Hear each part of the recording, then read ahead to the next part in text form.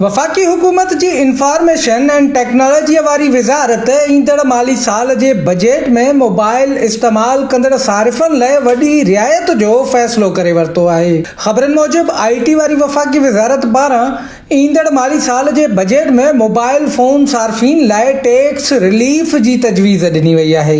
ज़रियनि मूजिबि IT वारी वज़ारत budget लाइ नाणे वारी वज़ारत खे टेलीकॉम सेक्टर खे फ़रोग़ ॾियण मुतालिक़ तजवीज़ूं उमाणे छॾियूं आहिनि। IT वारी वज़ारत पारां उमाणियल बजट तजवीज़ुनि में मोबाइल फ़ोन इस्तेमाल कंदड़ सारिफ़नि लाइ 15% एडवांस टैक्स ऐं 19.5% GST टैक्स में घटिताई जी सिफ़ारिश कई वई आहे। IT वज़ारत जे अमलदारनि मूजिबि नाणे वारी वज़ारत ॾांहुं उमाणियल तजवीज़ुनि में मुल्क जे समूरनि सूबनि में टेलीकॉम ख़िदमतुनि ते हिक जहिड़ो टैक्स निज़ाम लागू करणु, ब्रॉडबैंड औज़ारनि ऐं सामान ते ड्यूटियुनि में घटिताई आणणु ऐं डिजिटल इंफ्रास्ट्रक्चर जी लागत घटि करण बाबति तजवीज़ूं शामिल आहिनि। अमलदारनि मूजिबि बजट तजवीज़ुनि जो मक़सदु डिजिटल रसाई ऐं राब्ते जी सहूलतुनि में वाध आणणु ऐं टेलीकॉम शोबे खे टैक्सनि में रिलीफ ॾेई डिजिटल पाकिस्तान विजन खे हथी ॾियणु आहे।